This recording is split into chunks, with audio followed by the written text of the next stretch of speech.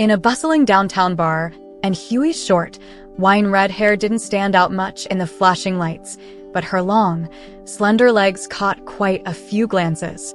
When Hui stepped down from the dance floor, she felt even dizzier. She cursed loudly a few times before collapsing onto a table, falling into a deep sleep from which no one could wake her. And Huey's companion for the night was a young woman, her new colleague Jian Jiao. Jian Jiao hadn't expected Huey's tolerance for alcohol to be so low. With a helpless frown, she decided to call in Huey's family to come pick her up. Surprised to find Hui listed as married in her contacts, Jian Jiao didn't hesitate to dial the number saved as husband. Yihuan was still working overtime at the office when he received the call. Hearing that Hui was drunk, he immediately dropped what he was doing and drove over. He knew Huey's drinking habits all too well, like a bird sipping water. She'd be quiet for a bit after getting drunk, then start acting out. It was a stifling summer night. Yihuan rolled down the window a bit, letting the breeze ruffle his hair, which had grown quite long since their divorce. He had even gotten a new hairstyle. The bar wasn't far from his office, but navigating through the bustling streets made the drive difficult. When Yihuan arrived at the bar, he instantly spotted the unconscious Hui. The noisy environment did nothing to wake her, and his irritation flared. He strode over and roughly grabbed her arm. Hui, wake up. Hui groggily opened her eyes, annoyed, but upon recognizing Yihuan, she sobered up slightly. What are you doing here? Leave me alone. Hui snapped, trying to go back to sleep. Jian Jiao, observing the man Hui called her husband, noted how handsome he was. His dark trousers paired with a deep purple shirt, its subtle patterns adding a mysterious allure to his appearance. Seeing that someone had come to pick up Hui, Jian Jiao felt relieved and took her leave. Yihuan nodded as a gesture of thanks, watching Jian Jiao and her friend exit the bar. Yihuan turned back to Hui. Do you think I want to deal with you? A woman getting drunk in a bar like this. Don't you have any sense of safety? His voice involuntarily rose. Hui stood up, not backing down. What's it to you? We're divorced. She staggered towards the door, leaving her bag on the table. Yihuan grabbed her bag, quickly catching up to her. You think I want to care? Why haven't you changed the contact name in your phone? Still calling me husband. What husband? I don't have a husband. Huey's voice grew louder, though her steps became more unsteady. She leaned heavily on Yihuan, stubbornly saying, Leave me alone. Stubborn woman. Hurry up, change it when we get back. I don't want to clean up your mess. Yihuan supported her, unceremoniously shoving her into the car and fastening her seatbelt. Hui clutched the seatbelt, her head spinning. Suddenly, she looked up at Yihuan and blurted out, Hey, why did you tie me up? I'm warning you. My husband is really good at fighting. Yihuan pressed his lips together in a light smile. Really good, he replied, feeling a bit helpless. He knew Hui was about to start acting out from the alcohol.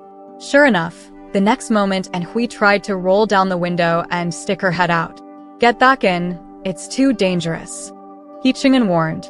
There was no way Hui would listen. Yihuan had no choice but to take the tie from the back seat and tie her hands together. Then, he drove with his left hand while holding her down with his right. Hey, what are you touching me for? Hui complained, noticing his hand on her leg. Yihuan ignored her, silently fuming. She was wearing such a short skirt. Hui had always dressed appropriately, never anything revealing or sexy, but now she not only wore such clothes but also came to bars to drink. Shaking his head, Yihuan smiled wryly to himself. Why do I care?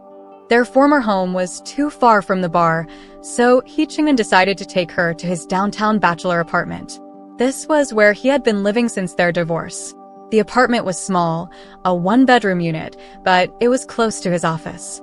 The whole way there, Hui kept muttering, 54678, I've got your license plate number. I'll get the police to catch you. You'll pay for this. Yihuan, where are you? Why aren't you here to save me yet? Her voice was loud enough to keep Yichuan's ears from any peace, and the journey was plagued with red lights. Finally arriving at the apartment, Yihuan didn't untie her hands, but instead carried her inside. As soon as he lifted her, and Huey's tone changed, "You finally came to save me. I knew you'd beat the kidnappers." Hichingen teased her as they rode the elevator up. "Who am I?"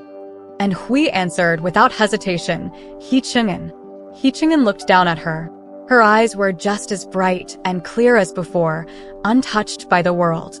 And Huey's best feature was her eyes, thick, long lashes naturally curled upward, a look even makeup couldn't achieve. Her nose wasn't prominent, slightly small, but her lips had a lovely shape. Her facial features weren't remarkable individually, but together they created an enduring charm. Hichingen found himself staring at her for a long moment before realizing he had forgotten to press the elevator button. After entering the apartment, Hichingen untied the necktie from Huey's wrists, revealing several shallow red marks. "Hichingen, look at that big bad guy. He hit me." And Hui complained. "Where did he hit you?" He touched my leg." And Huey's voice quivered as if she was about to cry, her face full of grievance. Instead of getting angry, Hichingen chuckled. "It's okay, I already avenged you." "Did you touch him too?" "No way." "Hichingen, you can only touch me." All right, I didn't touch him, I hit him." Hichingen soothed her as if comforting a child. And Hui clung to Hichingen just like a child. "And be good. Sit on the couch for a bit. I need to change my clothes." Calling her Anin came naturally to him, although he hadn't called her that in a long time. Previously, he and Hui had been like two raging lions. They were supposed to be the closest of people but acted like estranged enemies, neither willing to admit defeat or show weakness. Seeing this defenseless, drunken Hui, Hichingen found her incredibly cute, and it made him let down all his defenses, becoming unintentionally gentle. "I'll change for you. Wasn't I always the one to help you change? You've had a long day. You need to rest. Go and rest." "I'm not tired, Hichingen. I'm not tired." And Hui insisted, starting to undress Hichingen. Summer clothes came off quickly, and Hui poked Hichingen's chest muscles, giggling foolishly. "You still have such a good body." Hichingen took her hand away. Yes, okay, be good. I'll do it myself." "No way." And Hui immediately reached for Hichingen's lower body. The familiar scent around him made him react intensely. As Hui removed the last layer of clothing, she even touched a certain area, causing Hichingen to shout her name loudly, "Anen." And Hui looked up innocently, not understanding. Hichingen sighed and explained, "This one doesn't come off." "Haha, Hichingen, are you shy? I've seen it before. It's still as long as it was." And Hui gestured with her hands, losing her balance and falling against Hichingen. Slowly lifting her head, and Hui leaned in for a kiss. Hichingen pushed her away. "Anan, we can't. I need to take a shower." "Why?" "Because we're already divorced." A drunken Hui wouldn't care about such things, and Hichingen found his self-control almost non-existent when faced with her. So, when Hichingen's phone rang the next morning, Hui was still sleeping soundly in his arms. He silenced the phone and replied to the message, "I'll be there later." Then he set it to silent and placed it on the bedside table, his hand returning to Huey's slender waist. When did she cut her hair and dye it? She used to have long black hair that reached past her waist. How could she bear to cut it off? This was their first meeting in 3 months since the divorce, and they had ended up in bed together.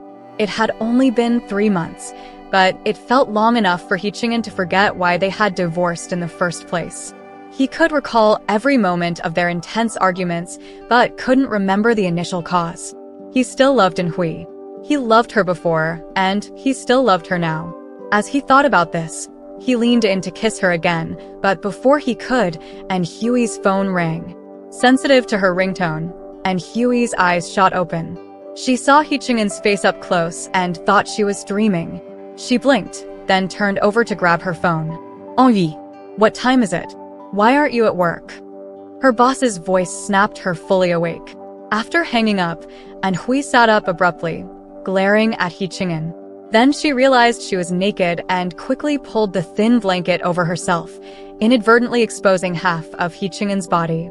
He Chang'an leisurely got up and walked to the wardrobe to change clothes, acting as if nothing was out of the ordinary.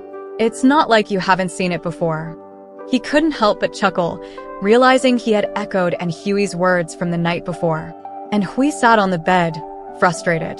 She had fragments of memories from the night before. How did she end up drinking again? And why did He Chang'an have to show up? Who said you could take care of me? Don't forget, you're my ex-husband. He Chang'an casually buttoned his shirt and walked over to Hui. He picked up her phone and checked the contact list. Sure enough, he was still saved as husband. He held the phone up to her. How do you explain this? I'd rather you not need my care. He wore a smug expression. I just haven't had time to change it. Oh, it's been 3 months and you still haven't had time? How long do you need? A year? A lifetime? He Chang'an smirked, and Hui clenched the blanket in anger, unable to say a word. She turned her head away, not wanting to look at him. After He Chang'an left, and Hui bent down to pick up her clothes from the floor. It was still the outfit she had worn to the bar last night. The skirt was so short. How was she supposed to wear it to work? Just as she was fretting, He Chang'an walked back in and tossed her a set of clothes. They're Nana's. She left them last time she visited. Nana was He Chang'an's cousin, whom Hui had met a few times. Hui picked up the clothes and asked, Does she know? Not yet. She stayed here when I was living at the office, but she'll find out sooner or later. Hui responded quietly, thinking to herself, sooner or later. Yes, both their families would eventually learn the truth about their divorce. Hui didn't let He Chang'an drive her. Instead, she took a few stops on the subway. Last night's intensity left her body feeling uncomfortable, and she felt oddly out of place. People on the subway seemed to glance at her more than usual. Nana's clothes fit her perfectly, so it couldn't be that. Maybe she was just being paranoid. She arrived at the office around 10, feeling dazed. As soon as she sat down, she received a message from a colleague. Hui, you need to change your clothes. Hui's heart skipped a beat. Was it really because of her outfit? She quickly replied, Is it that bad? It's not the fit, it's the love bites, her colleague responded, emphasizing with an exclamation mark. Seeing those words, Hui's face turned crimson, and she felt a rush of heat throughout her body. She took a few seconds to process, then hurried downstairs to the clothing store. Her boss was notorious for despising any signs of a chaotic personal life. At the store, she saw the glaring love bites on her neck in the mirror and couldn't help but curse. Damn it, He Chang'an, you're ruthless. Everyone she had encountered that morning must have seen them. It was utterly humiliating. She quickly picked out a high-necked top, changed into it, and returned to the office just as her boss was looking for her. She braced herself, knowing a scolding was inevitable. But a reprimand seemed trivial compared to her unexpected reunion with He Chang'an. She hadn't seen He Chang'an in so long. He seemed even more handsome, not at all like the despondent characters in romance novels who fall apart after a breakup. Was it because he never loved her that much? Hui remembered the day they divorced. Neither of them spoke as they left the Civil Affairs Bureau. At the entrance, she had said out of spite, Let's never meet again. Then, they went their separate ways, one to the left, one to the right, on a path that indeed kept them from crossing each other's paths. But the moment she turned, her heart ached. She deliberately ignored it, pretending to be happy and telling herself she was finally free. He Chang'an and Hui met at a small gathering organized by a mutual friend. They were paired up for a game and hit it off. Both found each other impressive and almost simultaneously asked their mutual friend if the other was single. The friend, with a smirk, realized they had unintentionally played matchmaker, knowing both Hui and He Chang'an were notoriously picky. Hui was outgoing, so their relationship progressed quickly and without much secrecy.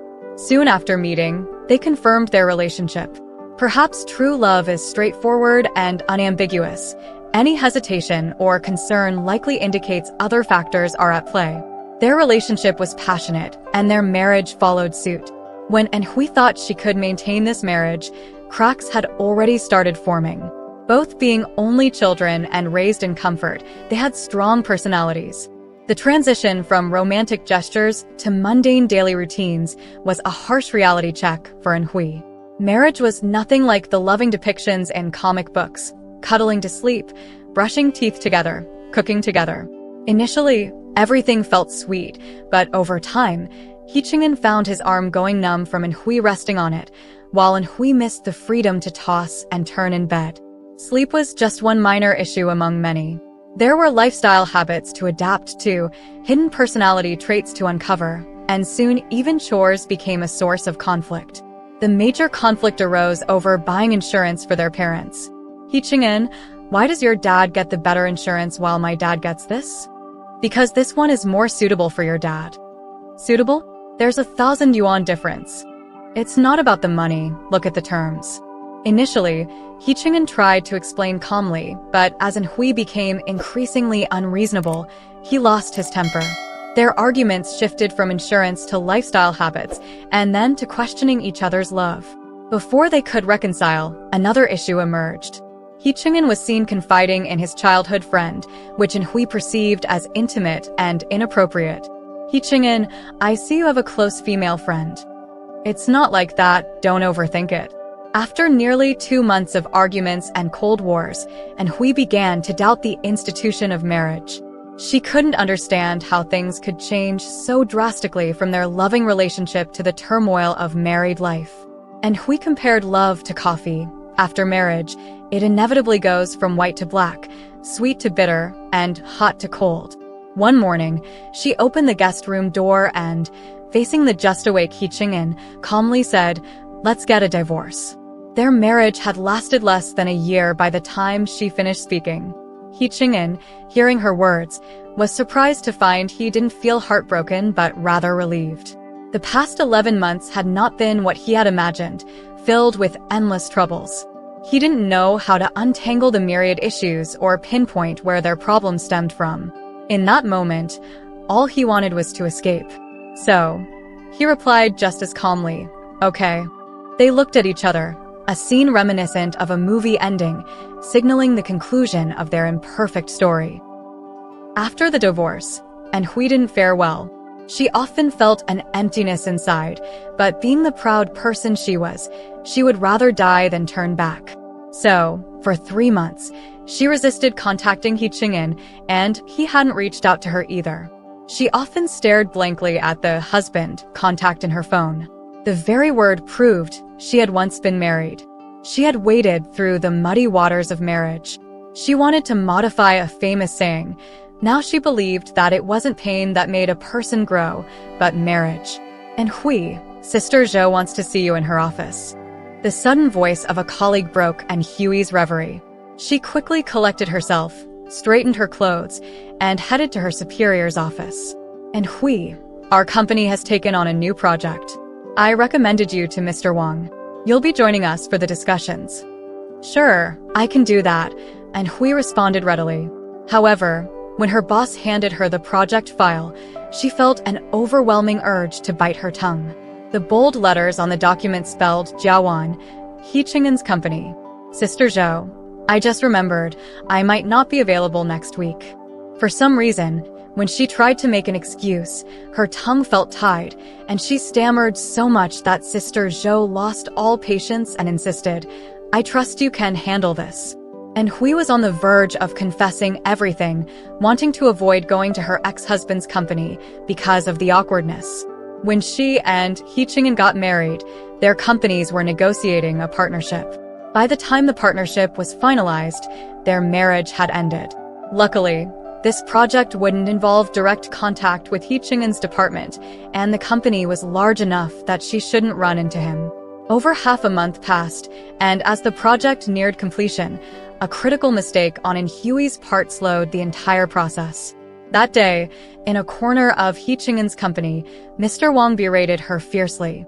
Though no longer a workplace novice, Hui found it hard to stomach such criticism. With tears in her eyes, she kept her head down, enduring Mr. Wang's tirade. When he finally finished, she looked up and saw Yicheng standing in front of her. Yicheng still looked as meticulous as ever, not a crease on his clothes. Seeing him looking so put together, Hui felt a sense of estrangement. He could never be hers again. And Hui wiped her tears away forcefully and turned to leave without intending to greet He Ching'an, but he caught her arm first. "What do you want?" And Hui's tone was unfriendly, her voice still hoarse. He Ching'an stepped in front of her, frowning. "What happened? Why was he yelling at you?" His words were meant to be caring, but they sounded cold. "What does it have to do with you?" "And Hui, do you have to push me away like this? You weren't like this when you were drunk. You were much cuter then. He Ching'an, you weren't this concerned when we were married. Do you know what's redundant? A winter fan in summer, a cotton coat in winter, and your attentiveness after my heart has grown cold." He Ching'an stared at Hui, unsure of what to say. He knew her well enough to know she often said the opposite of what she meant. This time, he didn't want to argue. Instead, he wrapped his arm around her shoulder and said softly, "Let's go. I'll take you to get some cream puffs." Hearing that, Hui momentarily forgot to resist. She was surprised that he still remembered everything about her, especially that she always ate cream puffs when she was sad. She recalled a time during their relationship when she had been scolded by her boss. She had vented to him on the phone, and not long after hanging up, he had shown up at her apartment with a box of cream puffs. She had once been cared for and loved by him once. "No need. I still have work to do, and I don't need that kind of thing anymore," and Hui said, leaving before He Ching'an could respond. The sound of her high heels clicking on the floor was sharp and clear. He Ching'an watched her walk away, but didn't follow. He admitted to himself that he still cared for her like he used to, but the tangled mess of their past was too much for him to sort out. The next day, there was a breakthrough in the project, and Hui found it incredible. She thought Mr. Wang must have secured the resources, but he approached her first, saying, "You did well." Bosses worldwide were the same, quick to berate for mistakes and sparing with praise. I have a meeting." Mr. Wang waved the documents in his hand and left before Hui could finish her sentence. She stood there puzzled, wondering who had helped her. Could it have been He Ching'an? But why would he help her? Out of pity. Hui shook her head, feeling overwhelmed by these thoughts. They were like an endless pit, one question leading to another, without any answers. Just then, Hui's phone rang. It was her mother, informing her that her father's old ailment had flared up again. Instead of attending the celebration party, Hui went straight to the hospital. The atmosphere in the ward was not tense, as her father's condition could be managed with a few 4 drips and wasn't life-threatening. The main issue was that each treatment only provided temporary relief and never a cure. In the hospital room, Hui's mother asked about He Ching'an, Hui quickly replied, "He's on a business trip. He'll be back in a few days." "Oh, tell Ching'an not to overwork himself. You young people always neglect your health." Henri nodded lightly. The truth was on the tip of her tongue, but she couldn't bring herself to say it. The out-of-pocket part of her father's medical expenses wasn't much. When He Ching'an chose the insurance, he had taken her father's condition into account and included such a provision in the policy. After paying the fees, Hui smiled wryly. She really didn't understand why she had been so upset back then, why she hadn't listened to He Ching'an's explanation. Had she really become as unreasonable as he said? "Mom, how have you and Dad managed to stay together all these years?" "By walking together, of course." "Mom, well, it's about adjustment and tolerance. The beginning of marriage is fresh and sweet, but it gradually becomes mundane and repetitive. When your dad and I were young, we argued every day. Now that we're older, we don't argue anymore. In hindsight, I see that understanding and respect are very important in marriage. Don't take it for granted that the other person should always understand and care for you." "Xiao Hui, why are you suddenly asking this? Are you and Ching'an?" "Oh, we're in our honeymoon phase, doing great. Just asking out of curiosity." Hui hugged her mother's arm, acting playfully. Her mother's words about understanding and respect kept echoing in her mind. Shouldn't close relationships also require respect? On the 5th day, He Ching'an drove to a supermarket in the city center after work, where he unexpectedly ran into Hui's mother, who was also shopping for some daily necessities. "Ching'an, you're back from your business trip?" He Ching'en was momentarily stunned, realizing that Hui must have lied, and then nodded to Hui's mother. Yes, just got off the plane. Mom, what are you doing here? As he spoke, he noticed the basket in her hand filled with towels and other items. Hui's parents lived in the suburbs and wouldn't usually come to a city center supermarket for daily necessities. Could it be? Is Dad sick again? Hui's mother nodded. He's fine now. We can be discharged in a day or two. He Ching'en was taken aback, surprised to learn that Hui's father had been in the hospital for so long without her mentioning it. All she had said was that he was on a business trip. When He Ching'en followed Hui's mother to the hospital room, Hui was peeling an apple for her father. Seeing He Ching'en enter, her grip on the apple tightened. This was the first time they had been together in front of her parents since the divorce. However, He Ching'en acted as naturally as ever, conversing with Hui's parents just as he used to. Once he was assured that her father was fine, he felt relieved. That night, He Ching'en insisted on staying. He told Hui and her mother to go home and rest. Hui, fearing her lie would be exposed, didn't dare refuse too strongly. In the end, she reluctantly agreed. He Ching'en handled all the discharge procedures and even took leave to personally drive Hui's parents home. Hui's mother watched her son-in-law with satisfaction. Hui had to admit that He Ching'en was indeed a filial person. Whether it was towards his own parents or hers, he had always been consistent from dating through marriage. Yet, during the insurance incident, she had said such hurtful things to him. After dropping off her parents, it was just He Ching'en and Hui left in the car. The tension was palpable, making Hui uncomfortable. She awkwardly said, "Thank you." There was no response. They remained silent all the way home. After He Ching'en dropped Hui off, he didn't seem to be leaving. Instead, he got out of the car as well. "Aren't you going back?" Hui asked. "I left something here, just came to pick it up." Hui took 3 seconds to process this. Although she couldn't recall what he might have left behind, she couldn't find fault with his words and nodded to let him in. The house was still arranged as it had been before, every piece of furniture placed just right. At the entrance, Hui still kept He Ching'en's slippers. In fact, she still had many of his things. She had once packed everything up to throw away, but after half an hour of struggle, she had fished them out of the trash again. She had comforted herself that she would throw away his things when she found someone new, but in reality, she had no intention of moving on. Hui threw He Ching'en his slippers, saying, "Find it yourself," then went to her bedroom to change clothes. Unexpectedly, He Ching'en followed her in, Hui, halfway through taking off her t-shirt, pulled it back down and glared at him, as if to ask why he had come in. He Ching'en stepped closer, his voice low and firm. "Why didn't you tell me about your dad being in the hospital?" "Why should I tell you?" Hui turned away, avoiding eye contact. She didn't know why, but she couldn't bring herself to look at He Ching'en, and he found himself at a loss for words. Her eyes were stubborn, and he didn't even know what he was angry about. The atmosphere became tense again. Hui broke the silence. "Leave, I need to change." Instead of leaving, He Ching'en pulled her into his arms and kissed her fiercely. Hui struggled, her movements restrained by his hold. When she finally had a moment to breathe, she angrily exclaimed, "This is assault. Then go ahead and report me."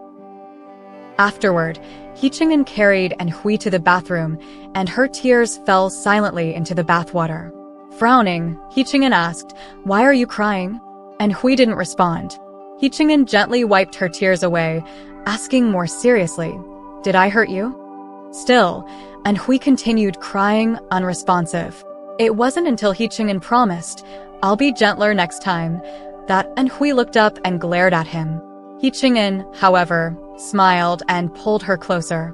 Hui didn't know why she was crying. Loving this man made her feel incredibly wronged, from head to toe, inside and out. The thought of their future together left her feeling utterly lost. So when He Ching'en said, "Let's stop this and get remarried," Hui was stunned. More than anyone, she feared they would fall into the same patterns again. "He Ching'en, I love you, but I don't have the confidence that we can be together forever, you know?" and Hui cried even harder in his arms and eventually cried herself to sleep, while He Chang'an lay awake all night. Her response terrified him. He feared that despite their love, they couldn't be together. But, and Hui, I don't want to let go, even if it means we hurt each other. When Hui woke up the next day, He Chang'an had already left. She placed her hand on the cold bedsheet, feeling a sense of loss. She remembered every word of their conversation from the night before.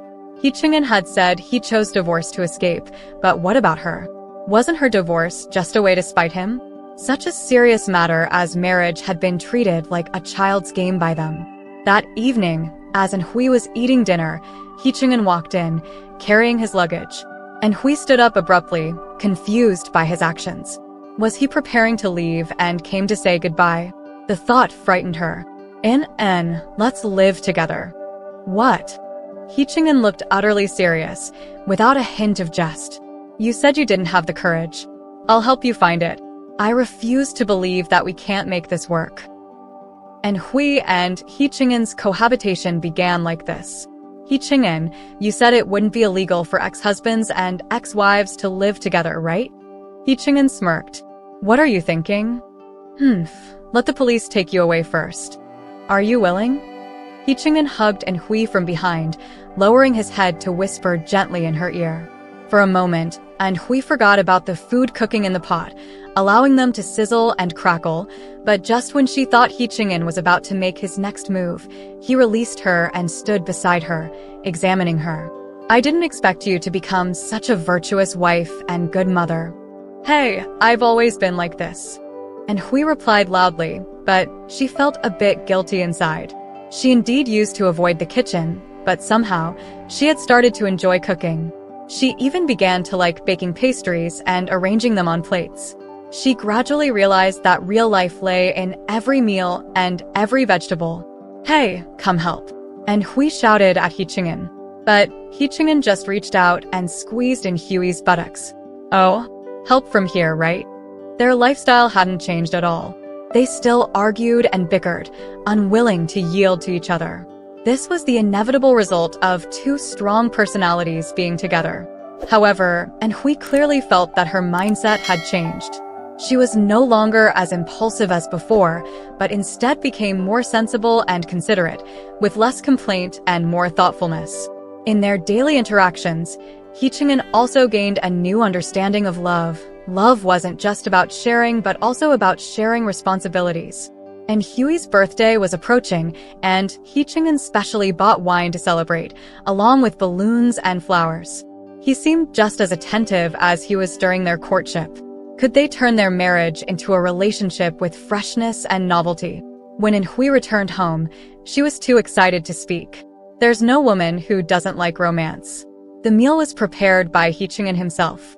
When he poured wine for Hui, she refused. It's okay, even if you get drunk. There's no one else here, and you're cute when you're drunk. You're never cute, Hui said as she spun her wine glass. But that's not the point. Mr. He, the point is, you're going to be a dad. After dinner, the two cuddled by the window, Hui questioned He Chang'an. Come on, admit it. Did you plan this pregnancy all along? How can you call it planning? It's more like going with the flow. I knew it, He Chang'an. Let's go register our marriage tomorrow, okay? Can you help me register mine too? I feel embarrassed to go alone again. Do you think they'll recognize us? Following Hui's lead, He Chang'an suggested, then let's ask someone to register on our behalf. Hui burst into laughter. I don't care, but I'm not going. It's all your fault for not trying to stop me when we got divorced. Okay, it's all my fault. I'll find a woman to go with me tomorrow. No way. The bickering between the couple continued, while the moonlight shimmered in the sky, echoing the lights of the city below.